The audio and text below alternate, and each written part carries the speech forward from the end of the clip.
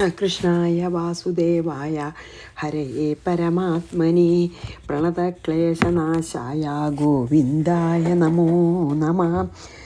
ശ്രീമദ് ഭാഗവതം ഏകാദശ സ്കന്ധം അധ്യായം 16 ശ്ലോകം 21 ചെയ്തു. അപ്പോൾ അതിങ്ങനെ പറയുകയാണല്ലോ, ഇപ്പോൾ ശ്രേഷ്ഠമായതിൽ വെച്ച് ശ്രേഷ്ഠമായത് എന്തോ അതാണ് ഞാൻ എന്നാണല്ലോ പറയണത് ഇതുവരെയും ഭഗവാൻ അല്ലേ. അപ്പോൾ വാസസ്ഥാനങ്ങളിൽ വെച്ച് ഞാൻ മഹാമേരുവാണ്, എത്തിച്ചേരാൻ പ്രയാസമുള്ള സ്ഥലങ്ങൾ വെച്ച് ഹിമാലയാണ്, വൃക്ഷങ്ങളിൽ ഞാൻ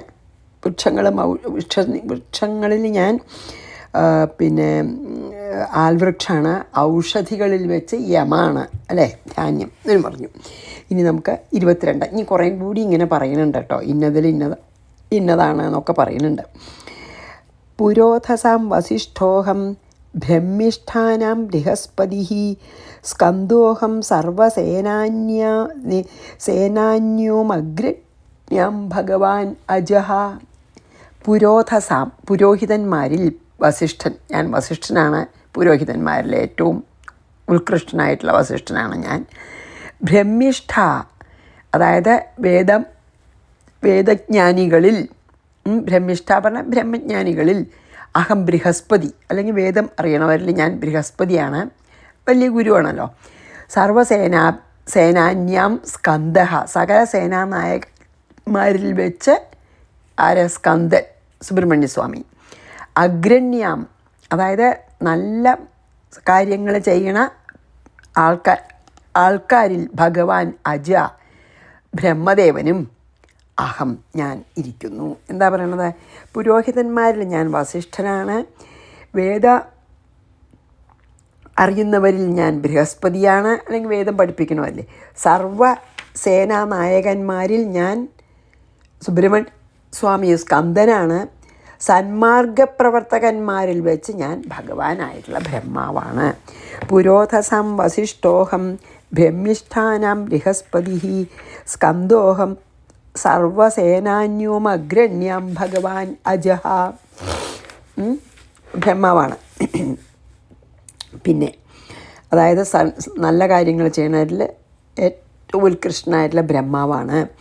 യജ്ഞാനാം ജപ, ഇത് പറയുന്നുണ്ട്, അതന്നെ യജ്ഞാനാം ജപയജ്ഞോസ്മി എന്ന് ഗീതയിലും പറയുന്നുണ്ടല്ലോ. യജ്ഞാനാം ജപയജ്ഞോഹം വ്രതാനാം അവിഹിംസനം അഹിംസ, വായുഗ്നിർക്കാമ്പുവാഗാത്മാ ശുചീനാമപ്യഹം ശുചിഹി.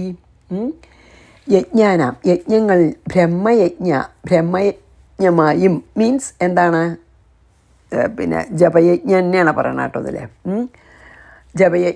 യജ്ഞാനാം ജപയജ്ഞവും വ്രതാനാം, വ്രതങ്ങളിൽ അവിഹിംസനം അഹിംസയും അഹം, ഞാനിരിക്കുന്നു. അതായത് യജ്ഞങ്ങളിൽ ഞാൻ ജപയജ്ഞാണ്, പിന്നെ വ്രതങ്ങളിൽ ഞാൻ അഹിംസാവ്രതാണ്. പിന്നെയോ ശുചീനാമഹ, ശുദ്ധി ചെയ്യുന്നവർക്കും വായു അർക്കാമ്പു വാഗോൽമാ ശുചിഹി, അതായത് കാറ്റ്, അഗ്നി, സൂര്യൻ, ജലം, വാക്ക് എന്ന ശുദ്ധി ചെയ്യുന്ന പദാർത്ഥങ്ങളായും, അതായത് അതിലൊക്കെ ഞാൻ ഈ ശുദ്ധി ചെയ്യുന്ന പദാർത്ഥങ്ങളിൽ ആണ് കാറ്റും അഗ്നിയും അല്ലേ, ഒക്കെ സൂര്യനും ജലവും വാക്കുമൊക്കെ. അപ്പോൾ ബാക്കി എല്ലാ ശുദ്ധി ചെയ്യണ സാധനങ്ങളും എടുത്താൽ ഇതാണ് ഞാൻ, ഇവയാണ് ഞാൻ, കാറ്റാണ് ഞാൻ, അഗ്നിയാണ് ഞാൻ, സൂര്യനാണ് ഞാൻ, ജലമാണ് വാക്ക്. അപ്പോൾ ഇതിലെന്താ പറഞ്ഞാൽ വെച്ചാൽ എല്ലാ യജ്ഞങ്ങളിലത്തെയും വെച്ചുള്ള ഏറ്റവും ശ്രേഷ്ഠമായിട്ടുള്ള ജപയജ്ഞയാണ് ഞാൻ, വ്രതങ്ങളിലെ ഏറ്റവും പ്രധാനമായിട്ടുള്ള അഹിംസയാണ് ഞാൻ, ശുദ്ധി ചെയ്യുന്നവരിൽ ഏറ്റവും ഉത്തമമായിട്ടുള്ള കാറ്റും അഗ്നി സൂര്യനും ജലവും വാക്കും ഞാനാണ് എന്ന് പറഞ്ഞു. യജ്ഞാനാം ജപയജ്ഞോഹം വ്രതാനാം അവിഹിംസനം വായുഗ്നിർക്കാമ്പുവാഗാത്മാ ശുചീനാമപ്യഹം ശുചിഹി. അതായത് ശുദ്ധി ചെയ്യുന്ന വസ്തു ഇതൊക്കെയാണോ, അതിൽ ഞാൻ അവരാണ്. യോഗാനാമാത്മസംരോധോ മന്ത്രോസ്മി വിജിഗീഷതാം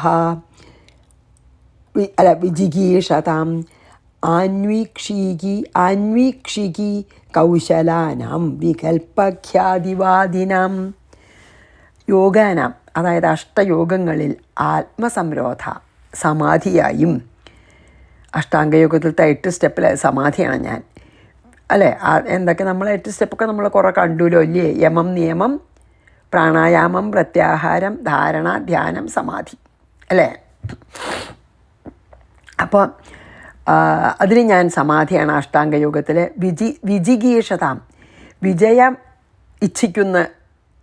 ഇച്ഛിക്കുന്നതിൽ, മന്ത്രവും അല്ലെങ്കിൽ നീതി എന്നൊക്കെ പറയാം, കൗശലാനാം, വിവേകം മുതലായ സ്കിൽസ് ഉണ്ടല്ലോ, സാമർഥ്യങ്ങളിൽ, അന്വീക്ഷികി, ആത്മവിദ്യയും, ഖ്യാതിവാദികളിൽ വികൽപ്പനായും ഇരിക്കുന്നു.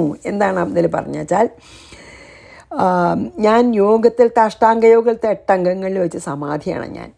ജയിക്കാൻ ആഗ്രഹിക്കുന്നവരുടെ നീതിരൂപമായിട്ടുള്ള മന്ത്രമാണ് ഞാൻ. ജയിക്കാൻ ആഗ്രഹിക്കുന്നവരെ ചെയ്യുന്ന ധർമ്മിഷ്ഠമായ മന്ത്രമാണ് ഞാൻ. പിന്നെ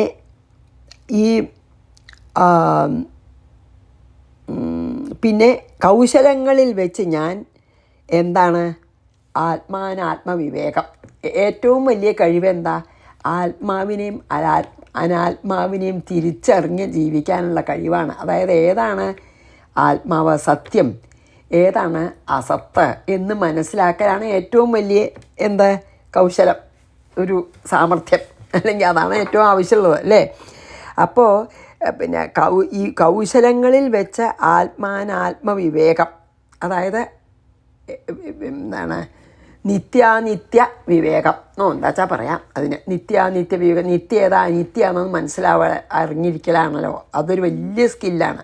അപ്പോൾ എല്ലാ സ്കിൽസിലും വെച്ച് ഞാൻ നിത്യാനിത്യ വിവേകം എന്നോ ആത്മാവും അനാത്മാവും അതിലുള്ള വിവേകം എന്നോ പറയാം. പിന്നെ അന്യഥാഖ്യാതി, ആഖ്യാതി, അനിർവചനീയഖ്യാതി മുതലായ പല വിധിവാദങ്ങളുണ്ടല്ലോ. അതായത് പലതരത്തിലുള്ള വാദങ്ങളുണ്ട്. അവരുടെ അവസാനിക്കാത്ത വികല്പവും ഞാനാകുന്നു എന്നാണ് പറഞ്ഞത്. അതായത് ഈ വാദിക്കണവരുടെ അവസാനിക്കാത്ത വാദവും ഞാനാകുന്നു. എല്ലാം ഭഗവാനാണല്ലോ, അതാണ്. അപ്പോൾ ഇതിലെന്താ പറഞ്ഞു വെച്ചാൽ 8 അംഗങ്ങളുണ്ടല്ലോ യോഗത്തിന്, അഷ്ടാംഗയോഗത്തിന്, അതിലത്തെ സമാധിയാണ് ഞാൻ. ജയിക്കാൻ ആഗ്രഹിക്കുന്നവരുടെ നീതിരൂപമായിട്ടുള്ള മന്ത്രമാണ് ഞാൻ. പിന്നെയോ എല്ലാ സ്കിൽസിലും വെച്ച് ആത്മാനാത്മവിവേകം എന്നോ നിത്യാനിത്യ വിവേകം എന്നോ പറയുന്നത് ഞാനാണ്. പിന്നെ ഈ വാദങ്ങൾ മുഴക്കുന്നവരുടെ വാദപ്രതിവാദത്തിൽ ഏർപ്പെട്ടവരുടെ അവസാനിക്കാത്ത ആ വാദ ചെയ്യാനുള്ള കഴിവില്ലേ, അതും ഞാനാണ്.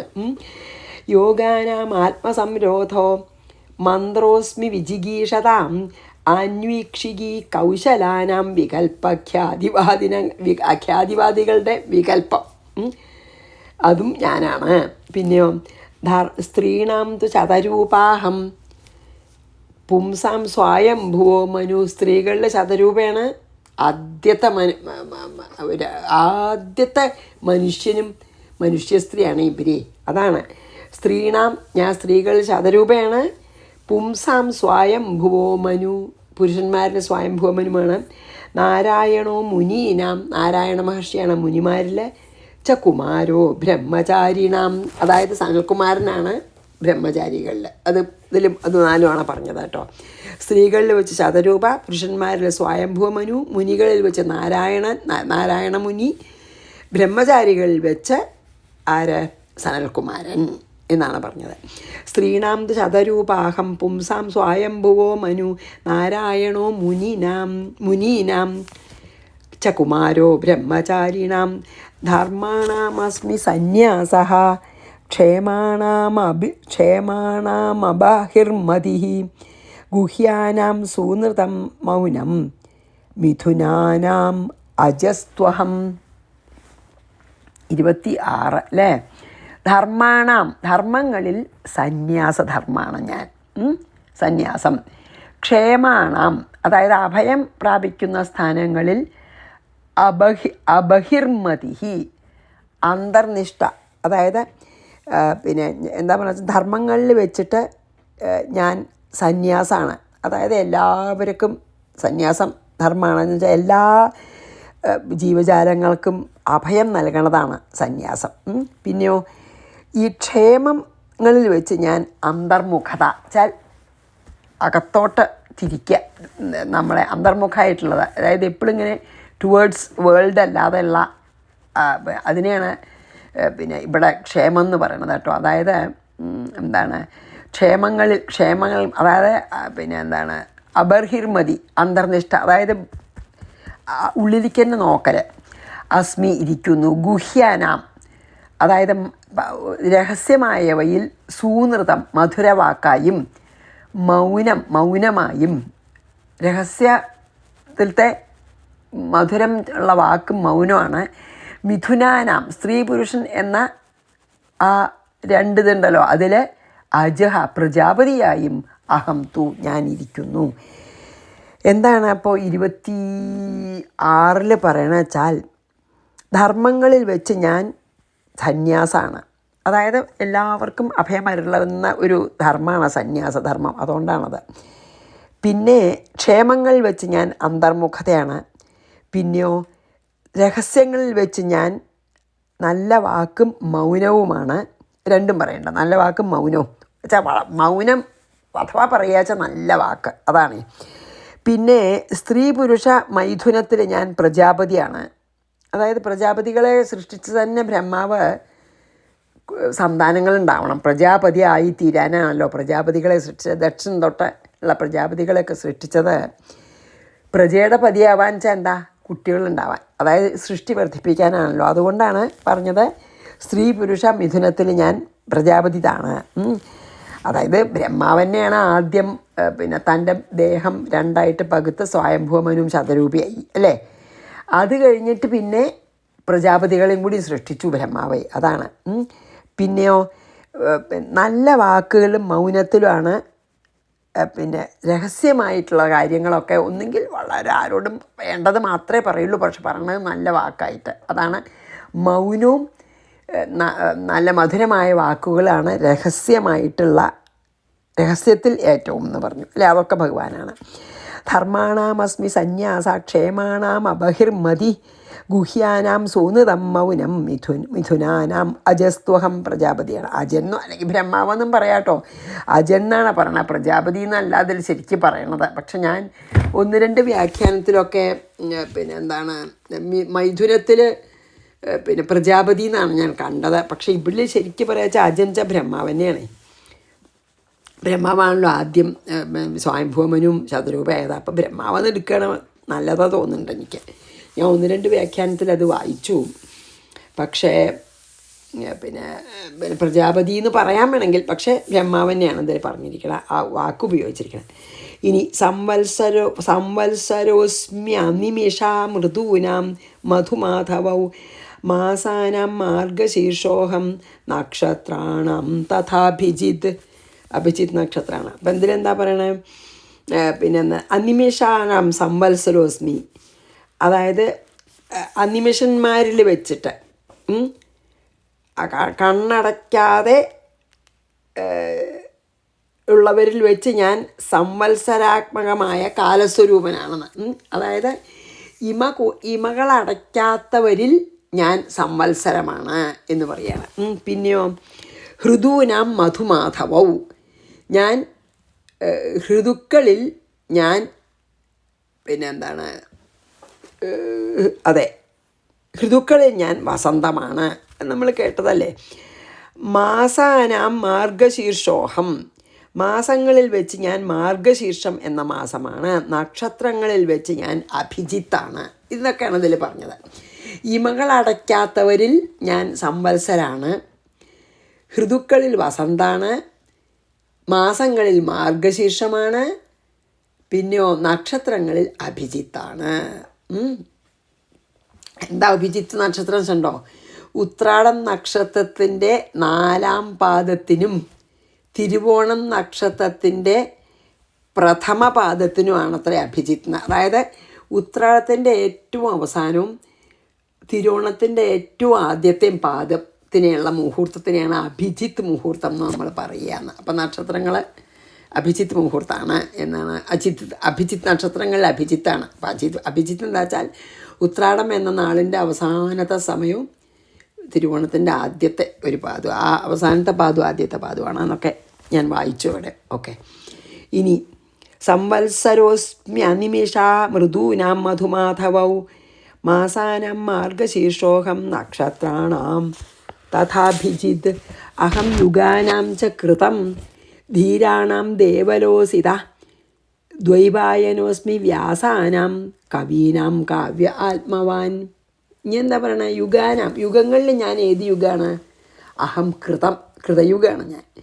ധീരാണാം, ധീരന്മാരിൽ ദേവലൻ എന്നുള്ള മഹർഷിയായിരിക്കണം. അസിതഹാച്ച, ദേവലനായും അസിതനായും.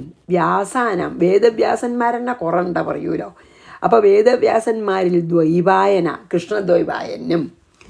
കവീനാം, വിദ്വാൻമാരിൽ ആത്മവാൻ, ജ്ഞാനിയായ കാവ്യ ശുക്രാചാര്യനും ആണ് എന്നാണ് പറഞ്ഞത്. അപ്പോൾ യുഗങ്ങളിൽ വെച്ച് ഭഗവാൻ കൃതയുഗാണെന്നും ധീരന്മാരിൽ വെച്ച് ദേവലനും അസിതനും ആണെന്നും വ്യാസന്മാരിൽ ദ്വൈപായന, വേദം വിഭജിച്ച കൃഷ്ണദ്വൈപായനാണെന്നും വളരെ കവിച്ചാൽ അതിബുദ്ധിമാന്മാരിൽ നല്ല ബുദ്ധിമാനായിട്ട് ശുക്രമഹർഷിയും ആണ് ഞാൻ എന്നാണ് പറഞ്ഞത്. ശുക്രാചാര്യർ ആണെന്നാണ് പറഞ്ഞത്, വലിയ ബുദ്ധിയാണ്. അപ്പോൾ പിന്നെ വേദം പഠിപ്പിക്കുന്നവരിൽ ബൃഹസ്പതി എന്ന് പറഞ്ഞു. പക്ഷേ അതിസൂക്ഷ്മമായിട്ടുള്ള ക്രാന്തദർശികളിൽ വെച്ച് ഞാൻ പിന്നെ എന്താണ് ശുക്രാചാര്യരെന്നാണ് പറഞ്ഞത്. ശുക്രാചാര്യരാണല്ലോ അസുരന്മാരുടെ ഗുരു. മറ്റ് ബൃഹസ്പതി ദേവഗുരുവാണ്. അപ്പോൾ വേദം പഠിപ്പിക്കുന്നവരിൽ ബൃഹസ്പതിയാണ്, അല്ലെങ്കിൽ വേദജ്ഞാനികളിൽ. പക്ഷേ ക്രാന്തദർശികളിൽ ശുക്രാചാര്യരെന്നാണ് പറഞ്ഞത് അല്ലേ. അഹം യുഗാനാം ച കൃതം ധീരാണാം ദേവലോസിത ദ്വൈപായനോസ്മി വ്യാസാനാം, വ്യാസന്മാരിൽ ദ്വൈപായന, കൃഷ്ണദ്വൈപായൻ നമ്മുടെ വ്യാസൻ, ഭാഗവതേരി വ്യാസൻ. കവീനാം കാവ്യ ആത്മവാൻ, കവി പറഞ്ഞാൽ അവിടെ ബുദ്ധിയുള്ള ആളാന്നൊക്കെ തന്നെയാണ് കേട്ടോ, അല്ലെങ്കിൽ ക്രാന്തദർശി എന്നൊക്കെ അർത്ഥം. വാസുദേവോ ഭഗവതാം ത്വം തു ഭാഗവതേഷ്വഹം കിം പുരുഷാണാം ഹനുമാൻ വിദ്യാധ്രാണാം സുദർശന. പിന്നെയോ ഭഗവാന്മാരിൽ വാസുദേവൻ അല്ലേ. ഭാഗവതാം, അതായത് ജ്ഞാനം മുതലായ ഈ 6 ഗുണങ്ങൾ, ഭഗവാൻ ചാര ഷഡ്ഗുണങ്ങൾ പൂർണ്ണമായിട്ടുള്ള ആൾ. ഷഡ്ഗുണങ്ങൾ പൂർണ്ണമായ ഭഗവാന്മാരിൽ ഞാൻ വാസുദേവൻ ഏറ്റവും ഉത്തമം അല്ലേ. പിന്നെയോ ഭാഗവതേഷു ത്വം തു, ഭഗവത് ഭക്തന്മാരിൽ ഞാൻ ഉദ്ധവൻ തന്നെയാണ്, അങ്ങാണെന്ന്, നീയാണെന്ന് പറയണ്ട. ത്വം തു, ഭഗവത് ഭക്തന്മാരിൽ ഞാൻ ഉദ്ധവനാണ്. ഭഗവാൻ പറയാ ഉദ്ധവനോട് തന്നെ. കിംപുരുഷാണാം, കിംപുരുഷന്മാരിൽ ഹനുമാനാണ്. വിദ്യാധരാണാം, വിദ്യാധരന്മാരിൽ സുദർശനനാണ് ഞാൻ. എന്താ ഭാഗ്യം പിന്നെ ഉദ്ധവൻ്റെ. നോക്കൂ എന്താ ഭഗവാൻ പറയണേ. അതായത് പിന്നെ എല്ലാ തരത്തിലുള്ള അറിവും ജ്ഞാനം മുതലായ, ജ്ഞാനമടക്കം ഐശ്വര്യം, ജ്ഞാനം, ഷഡ്ഗുണങ്ങൾ അതൊക്കെയാണല്ലോ ഭഗങ്ങൾ. 6 ഭഗങ്ങളും പൂർണ്ണമായ ഭഗവാനായിട്ടുള്ള വാസുദേവനിൽ, ദേവന്മാരിൽ ഞാൻ അതാണ്, വാസുദേവനാണ്. ഏത് ഞാൻ ഈ ഭഗങ്ങൾ പൂർണ്ണമായവരിൽ വെച്ച് ഞാൻ വാസുദേവനും ഭാഗവതന്മാരിൽ വെച്ച് ഞാൻ അങ്ങാകുന്നു. ഞാൻ ഭാഗവത് ഭക്തന്മാരിൽ വെച്ച് ഞാൻ ഉദ്ധവൻ തന്നെയാണ്, ഉദ്ധവ. പിന്നെയോ കിംപുരുഷന്മാരിൽ വെച്ച് ഹനുമാനും വിദ്യാധരന്മാരിൽ വെച്ച് സുദർശനും ആകുന്നു.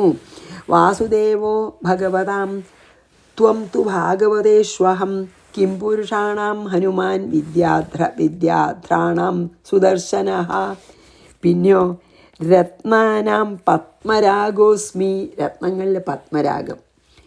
പത്മകോശ സുപേശസാം, അതായത് താമരപ്പൂവായിട്ട്. സുപേശസാന്ന് എന്താ, സൗന്ദര്യമുള്ള പദാർത്ഥങ്ങളൊക്കെ എടുത്ത് നോക്കുകയാണെങ്കിൽ അതിൽ പത്മകോശാണെന്ന്. അതായത് താമര പൂവാണ് ഞാൻ.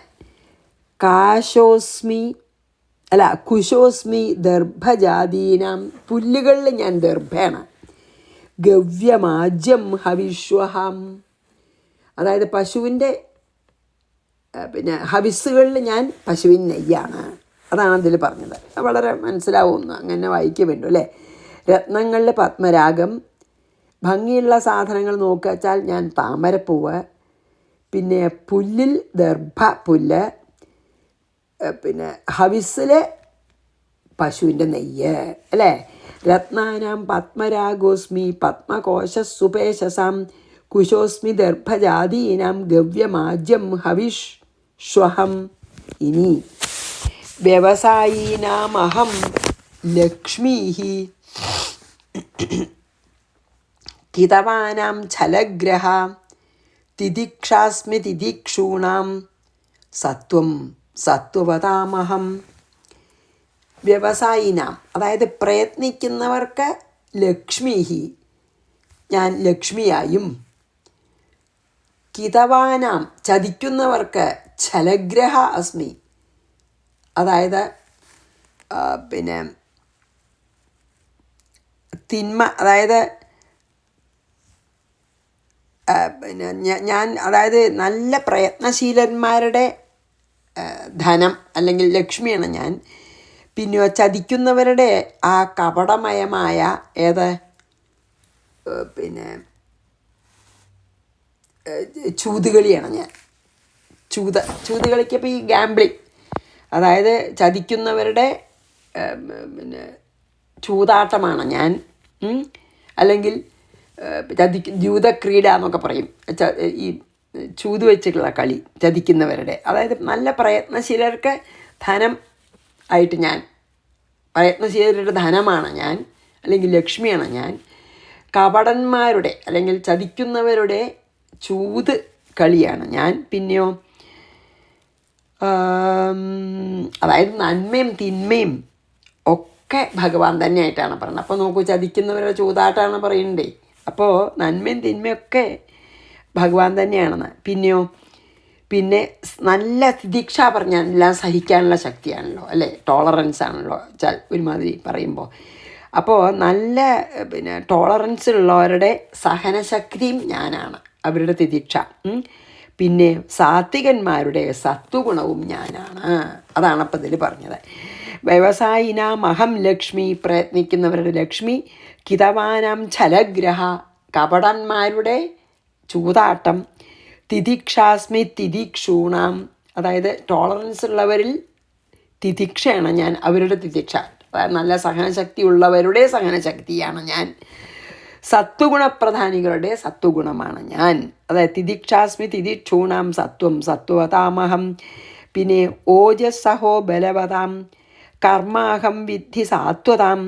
സാത്വതാം നവമൂർത്തീനമാദിമൂർത്തിരഹം പരാ. പിന്നെയോ ബലവതാം, ബലവാന്മാർക്ക് ഓജഹ, അവരുടെ മനോബലമായിട്ടും, ഓജസ് ബലവാന്മാരുടെ ഓജസ്സായിട്ടും, സഹ സാത്വതാം ഇന്ദ്രിയബലമായിട്ടും, ഭഗവത് ഭക്തന്മാർക്ക് കർമ്മ ഭക്തിയോടുകൂടിയ കർമ്മമായും, അഹം വിദ്ധി ഞാനിരിക്കുന്നു എന്ന് അറിഞ്ഞാലും, സാത്വതാം ഭക്തന്മാരുടെ നവമൂർത്തീനാം, അതായത് 3 നവവ്യൂഹങ്ങളെയാണ് ഭക്തന്മാർ പലതരത്തിലും പൂജിക്കൂല. അപ്പം നവവ്യൂഹം എന്നാണ് പറയുക, നവമൂർത്തികൾ. വാസുദേവൻ, സംകർഷണൻ, പ്രദ്യുമ്നൻ, അനിരുദ്ധൻ, നാരായണൻ, ഹയഗ്രീവൻ, വരാഹം, നരസിംഹം, പിന്നെ ബ്രഹ്മദേവൻ, ബ്രഹ്മാവ്. ഇങ്ങനെ നവമൂർത്തികളിൽ ആദിമൂർത്തി, എല്ലാറ്റിനും കാരണമായ ആദിമൂർത്തിയായ വാസുദേവനാണ്. അതായത് ഈ നവമൂർത്തികളിൽ സാധാരണ ഭക്തന്മാർ പൂജിക്കുന്ന ഈ നവമൂർത്തികളിൽ ഞാൻ വാസുദേവൻ തന്നെയാണെന്ന് പറയുകയാണ്.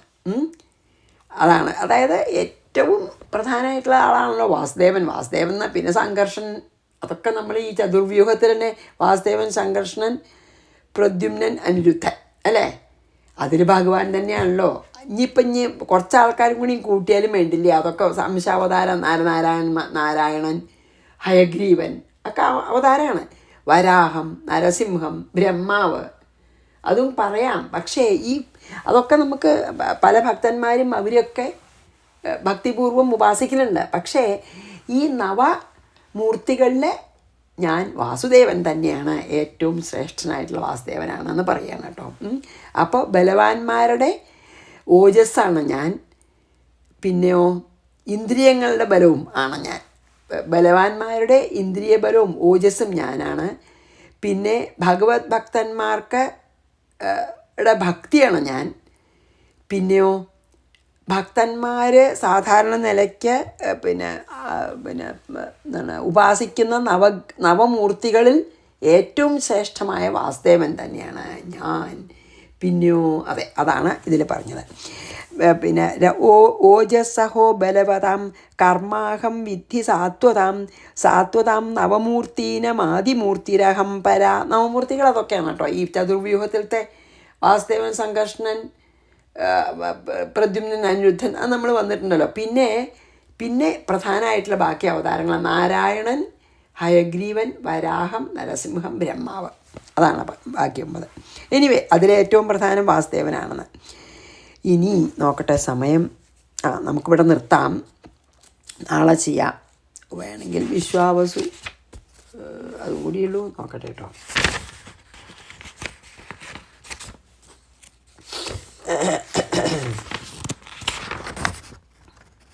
അല്ല വേണ്ട, അവിടെ നിർത്താം.